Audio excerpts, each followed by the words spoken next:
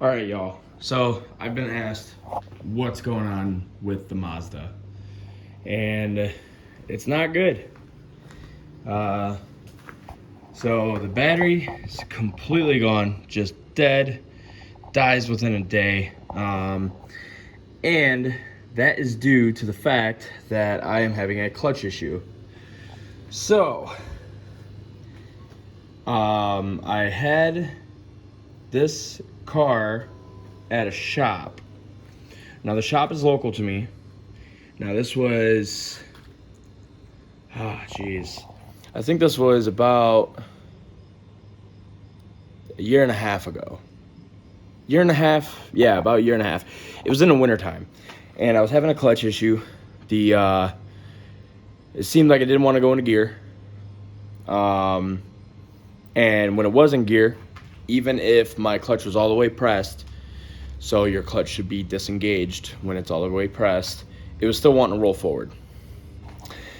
So I took it to this local shop, and honestly, they screwed me. You know, they they really got me for my money. I have no problem saying who it is. Rogers Transmission in Allen Park, Michigan. Ended up saying that I needed a new trans, I needed a new clutch, I needed a new master cylinder, I needed a new slave cylinder. So I said, okay. I said, you know what? I don't have time to be messing with it right now. I don't have time to do this myself. I'm working, I'm going to school, and I'm trying to get a better job, trying to buy a house, which I ended up doing, hence why I have a garage now, and it's no longer the side of a road. But I just didn't have the time. So I said, all right, no problem. Do it. Here you go. Here's the money. Ended up paying over $3,000.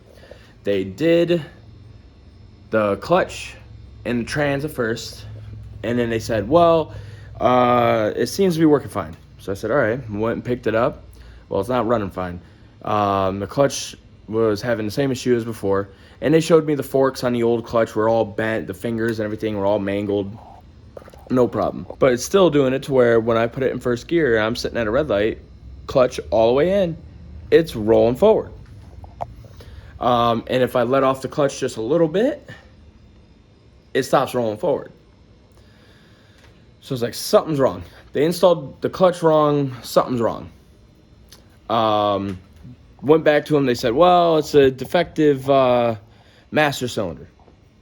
I said, well, I just put one in a year ago myself. How is it bad? Well, it's bad. Okay. If you're sure this is going to fix the issue, then I'll pay for it. They said, yep, we're sure. All right. Paid for it. They ended up doing it. Didn't fix the issue. Same issue as before. Take it back to them. They say, well, it's a slave cylinder. Your slave cylinder's going bad. You're getting leak by. Okay, no problem. They said they were going to do it, and they were going to bleed it again. They were going to back bleed it. They get it in there, and they go, all right, we're going to order the slave cylinder. I said, all right, no problem. They order it. Then I get a call, and I'm expecting this to be a call saying, hey, we're all done. You're all good. Come pick up your car. And he was saying that his tech got hurt, and his tech was no longer going to work on my car. He said he didn't do the slave cylinder, and he's not going to do the slave cylinder. He said if I want, he'll sell me the slave cylinder at the price that he bought it for. So I bought the slave from him, and I ended up installing it myself. I backbled it, same issue still. And now I'm lost. I can't take it back there because they won't work on it. They're refusing to. So I was like, well, maybe it's the rubber line. Maybe my rubber hydraulic line going to my master cylinder to the slave cylinder, maybe it's worn out, maybe it's expanding a little bit, and it's not allowing the full compression of the hydraulic fluid. So ended up buying and replacing it with a braided clutch line. I never made a video on it, but I do have a braided clutch line in here now.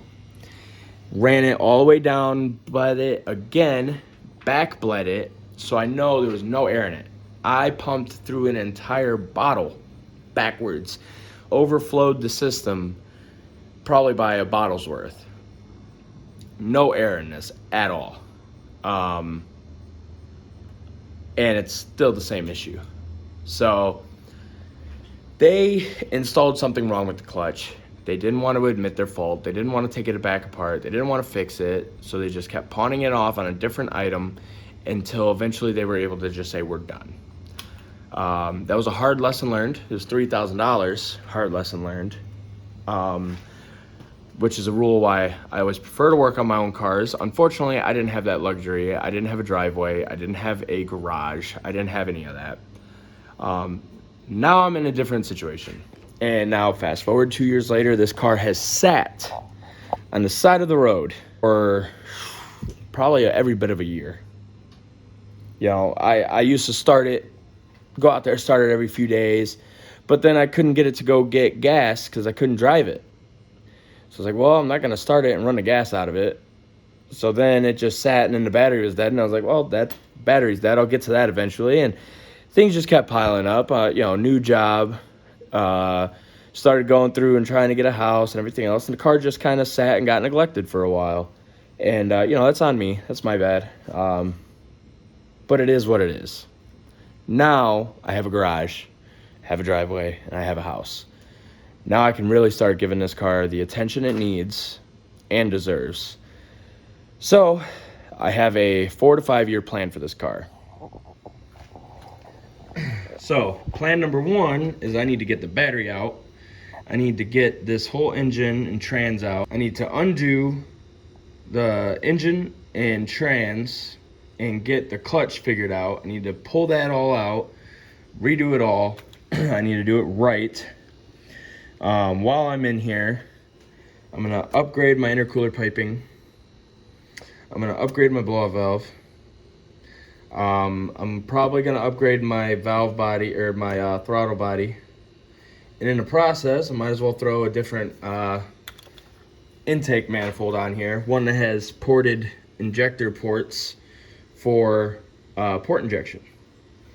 Or I could put the ported 2 more ports down here for just 2 more fuel injectors, or I could put 4 more up here for a little more power.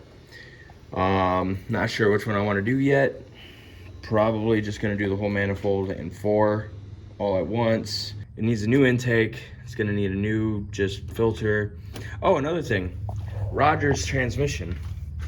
They broke my intake bracket.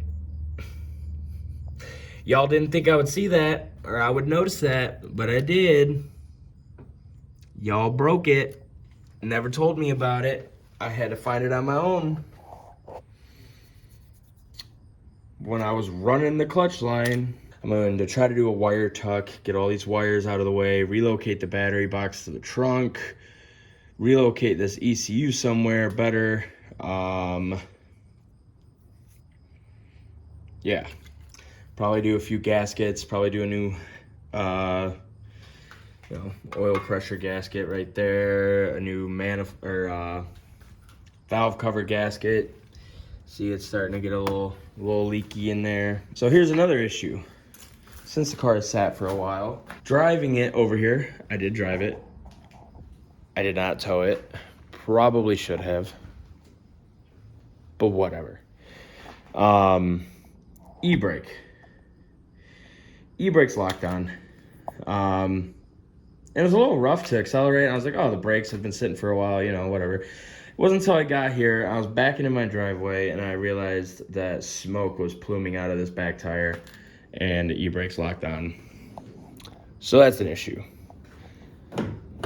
Not a hard one, relatively easy, but it is an issue. Gutting the interior, gutting the back seats. It's gonna be a journey, to say the least. Now, here's a problem. My key fob is dead, battery is dead, trunk, no open. I got shop rags in here. I got tons of tools back here still. Speaking of which, shop rags, gonna just snatch a box of these out of here for the garage. Thank you. So, yeah, I need to pick up jack stands. I need 4 of them. I need to pick up a jack. I need 1 of them. I need a creeper with some decent tires because honestly the cement is a little rough in the garage here. Then I need a cherry picker and an engine stand. I think after that I'm good. I'll be set to start moving on this. But right now I'm gonna pull that battery out because a dead battery can damage electronics. So it's overdue. All right, so battery's out. That's done. Over there, some of y'all are gonna say don't set the battery on cement. Whatever, I don't care. Battery box coming out. We're gonna put in a smaller one or trim it down, something. I don't know yet. Might just trim it down, make it my own.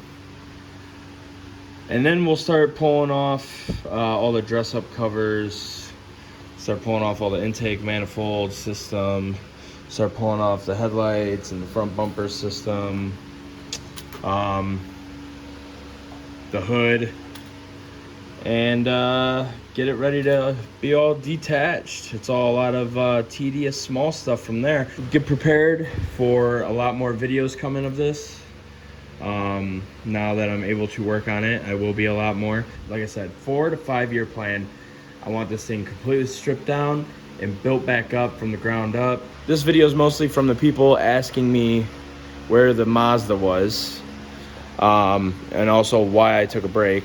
So if you want to see more on this thing, see it get back to its former glory, or better, keep watching.